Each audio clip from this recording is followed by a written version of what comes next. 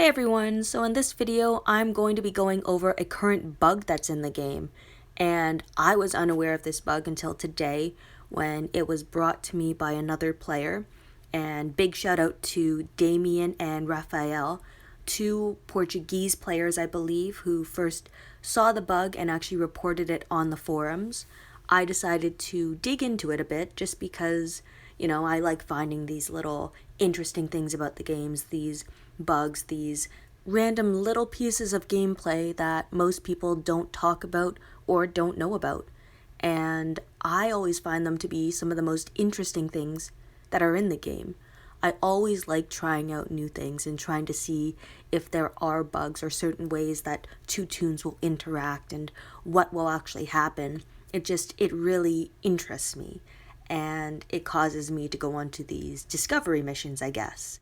So throughout this specific film, there was a big hint as to what this had to deal with, and most people are first looking at my attack team and going, why on earth are you using a Madison lead? Like, I used to use a Madison lead once upon a time. I found her to be pretty useful, and she was like the only rainbow lead that I had. She gives a plus 40% attack against melee tunes as a 6-star and plus 30% as a 5-star.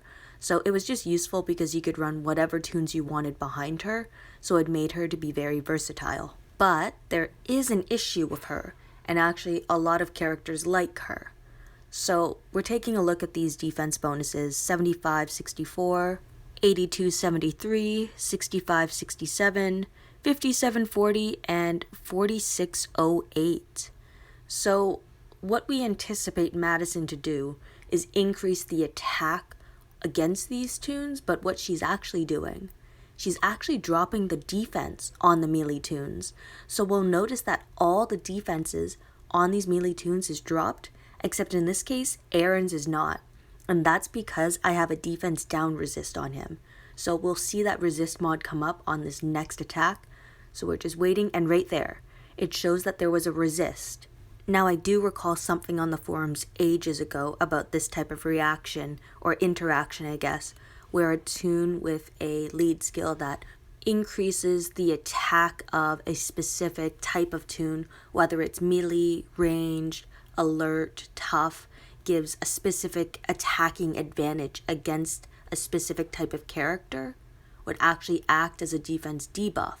But I haven't seen that in a long time, and frankly, I forgot about this. So all of these tunes that I'm showing you right now will show this interaction, where you'll notice a defense debuff on characters that are used on a defensive team that follow with the lead skill. So if it's 40% attack against melee characters, if you use this lead against a melee team, you'll notice a defense drop on all the melee tunes. This skill is very apparent in a lot of the 3 stars, 4 stars, 5 stars.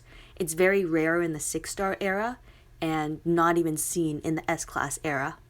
As you can see, there are so many characters that have this specific type of leadership skill, and it's really easy to adapt it into a team, in my opinion, because we all know that a defense down debuff is much stronger than an attack up buff. So as an example, in Carson's case, this 45% attack against tough enemies is actually like taking all the tough enemies and doing a 45% defense debuff to them. And since it's applied as a leadership skill, it means you can have limited time debuffs in the match as well. So in Carson's case, if he rushes, he's further decreasing the enemy's defense by 50% after having already almost halved it with his leadership skill. Now, it's important to remember that even with this leadership skill, if an enemy tune has a defense down resist mod, or if they're resilient, like the traitor, they could end up resisting the defense down. Now, if this leadership skill is working as intended, that's another question for another time, but the way it's functioning at the moment, it's actually a very unique leadership skill to use, and I think it can easily be manipulated to take down even some of the tankiest teams that you see out there. And by the way, what I meant by another question for another time, I mean, I can't personally answer that. I'm not sure how everything is supposed to work. I can only see it for how it actually works, and then I guess it's up to Scopely to decide whether it's working as intended or not. But for now, let's assume it is working as intended. The next question is, should mods be able to resist a leadership skill like this? I would say yes, because we have stun resist mods, daze resist mods, confuse resist mods, and so on. So it isn't too far-fetched to think that a defense down resist mod or resilient would be able to resist the defense down that's applied from having an attack advantage leadership skill. And I guess I would like to point out, I have not done the math completely on if a 45% attack against melee characters is exactly a 45% defense debuff or not. I'm not exactly sure about the percentages. It could be scaled as if it were an attack buff, which might correlate to a lower percentage of a defense down. I think what makes it very valuable is that you can combine it with defense debuffs in the match, which makes it more powerful. Now, after testing this out specifically with the attack against melee characters, it got me curious about some of these other abilities like Thompson. All teammates get 30% defense against ranged characters. And as expected, it actually ends up cutting the attack of the characters or toon type that is attributed to the leadership skill. And I just did some math, so 2828 was her original attack times 0.7 because there's a 30% defense buff, and you get 1979, which was exactly what Imani's attack stat was, which then answers my earlier question about how the other 45% buffs or debuffs would actually factor in. And for me personally, at least, it makes me reconsider some toons that, I haven't really thought about in a long time. Like even this 5-star Clementine, she would be pretty useful because of the 30% attack and 30% defense against ranged characters, meaning she'd drop the attack and the defense for them. This tough Maggie as well. But when we get to the 6-star Maggie, it really becomes interesting regarding how effective she could be as an attack lead, especially when you're up against a ranged team.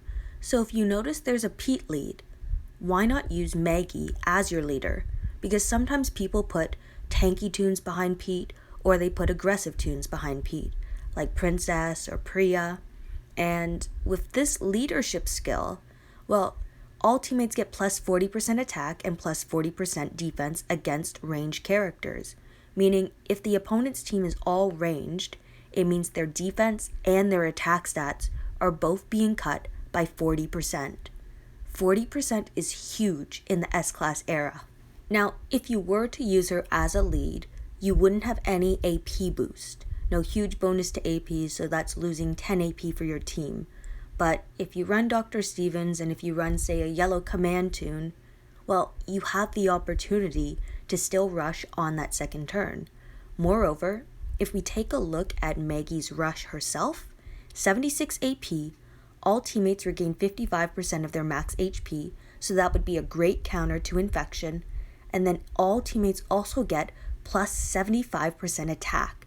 That's equivalent to what Alice gives a team. Everyone also gets a plus 45% defense buff, but that's for 3 turns instead of the attack buff being 1 turn, and everyone recovers from Confuse.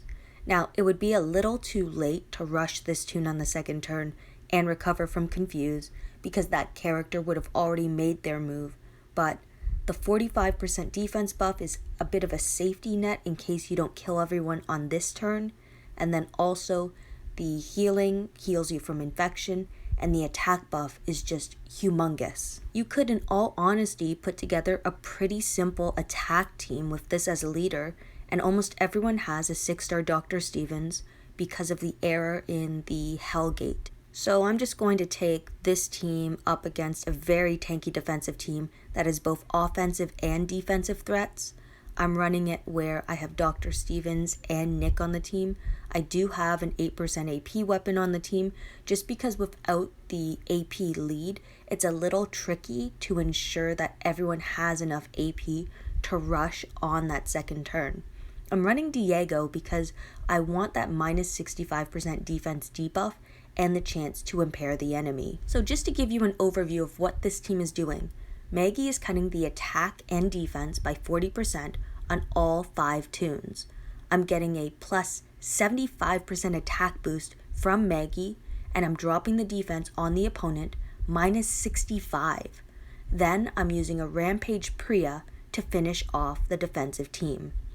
A lot of damage relies purely on Priya, but I could always sub another damage dealer in for Diego, for example, and not run a defense down. Anyway, thank you everyone for watching and listening to my video. I hope you guys enjoyed this.